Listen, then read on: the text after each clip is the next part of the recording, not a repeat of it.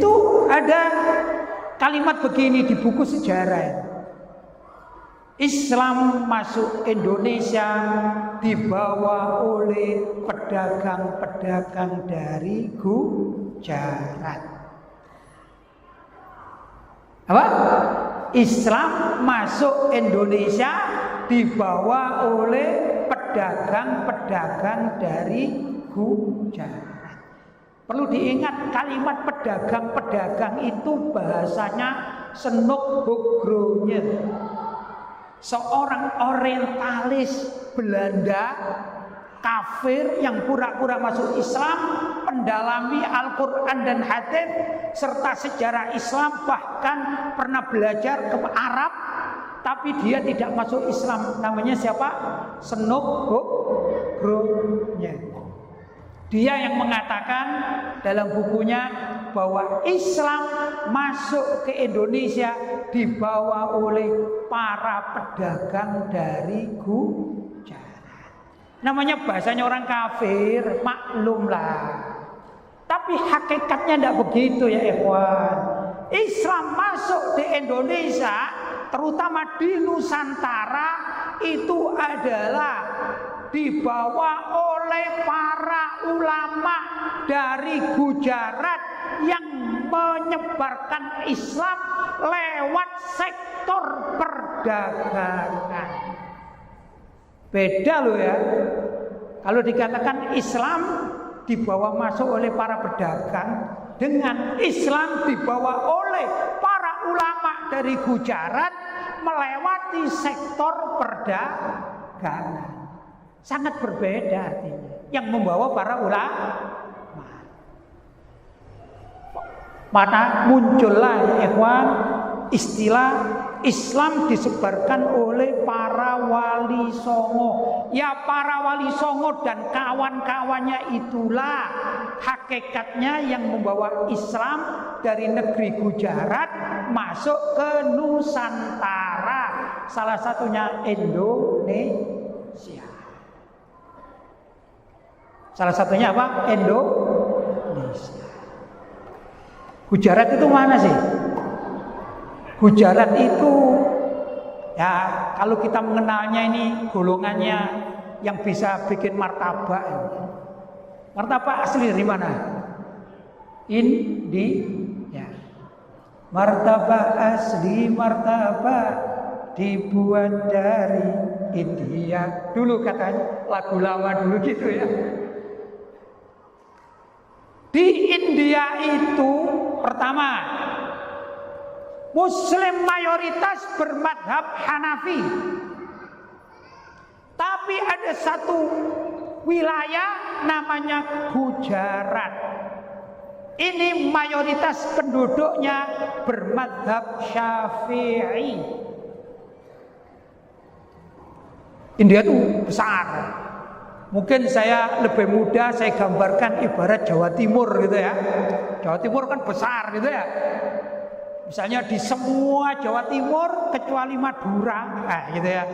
Bermadzhab Hanafi kecuali Madura bermadzhab Syafi'i. Ibarat saja Madura itu Gujaratnya.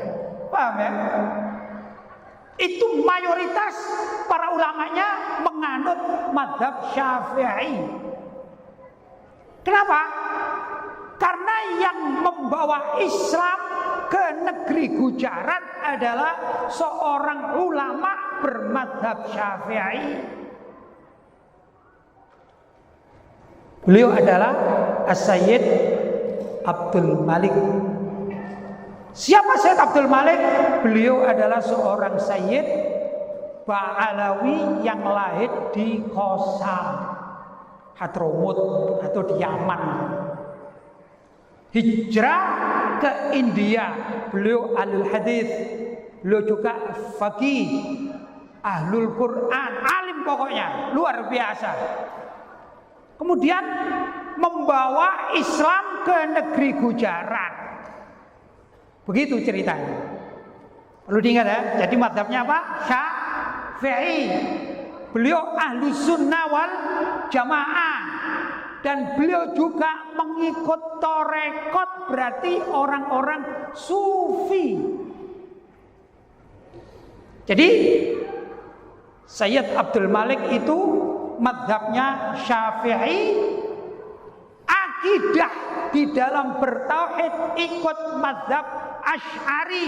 Jadi Syafi'i, Asy'ari, dan beliau pengikut bahkan termasuk mursyid thariqah, sehingga beliau diberi julukan juga sufi. Inilah tiga hal ini menjadi pokok dari Ahlus Sunnah wal Jamaah yang kita anut sampai detik ini. Sayyid Abdul Malik kalau dilihat sejarahnya, beliau salah satu dari keturunan Sayyidina Imam Ahmad bin Isa al-Muhajir ilallah. Keturunan beliau pada akhirnya sama-sama ikut hijrah. Jadi kakek-kakeknya ahli hijrah, salah satu cucunya Sayyid Abdul Malik juga hijrah. Tapi hijrahnya kemana? Ke India. Di India ada satu negara atau negeri atau kota wilayah namanya Gujarat. Sudah, beliau datang seorang diri tanpa membawa istri. Itu biasa, dai-dai itu begitu umum ya. Berangkat dari rumah sendirian, kemudian menetap di suatu tempat, kemudian berumah tangga. Ya mudah-mudahan saya juga demikian. Saya datang ke Bangil, mungkin ada 1-2 gitu ya yang cocok, saya nanti menetap di Bangil. Gitu Beb ya. Allahumma amin ya. Ini Habib Nizar paling seneng ini. Begitulah dai-dai kita zaman dahulu kala. Sudah? Kemudian Sayyid Abdul Malik itu sebagai seorang yang alim, Sada Ba'alawi min dzurriyyat Nabi Muhammad sallallahu alaihi wasallam, dihormati sama masyarakat Gujarat. Di sana ada satu kekuasaan atau raja lah. Ya raja-raja kecil zaman itu ya. Seperti di Indonesia kan dulu banyak kerajaan-kerajaan kecil kan. Banyak. Yang besar kerajaan Singosari tempat saya lahir. Ya enggak? Kalau kerajaan Bangil nggak tahu saya ada enggak? Nggak ada ya. Berarti di bawah Singosari ya. Dulu. Nah, kerajaan-kerajaan kecil itu ada satu marga namanya Khan. Kalau bahasa Indonesia Khan gitu. Contoh Syahrukan loh gitu loh contohnya. Itu marga. Yang marganya orang India di sana. Kemudian Sayyid Abdul Malik diambil mantu oleh raja penguasa yang di Gujarat yang mempunyai marga Khan itu tadi. Akhirnya mendapat julukan. Julukannya namanya Azumat. Azumat itu pembesar, penggede, orang yang mulia. Azumat. Kalau saya lihat sejarahnya itu menggunakan pakai tak apa namanya? Tak celeret katanya orang Jawa ya, bukan tak marbuto tulisannya. Azumat Khan. Akhirnya Sayyid Abdul Malik mendapat julukan Sayyid Abdul Malik Azumat Khan, pembesar Khan. Itu untuk membedakan antara marga Khan yang India asli dengan yang asimilasi yang datang dari Hadramaut.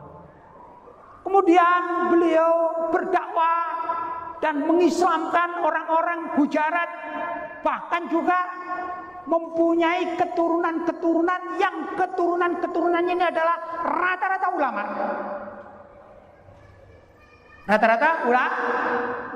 Nah, dari keturunan-keturunan Sayyid Abdul Malik Azumat Khan inilah yang datang ke negeri-negeri Nusantara, di Indonesia, di Malaysia, di beberapa tempat wilayah ASEAN.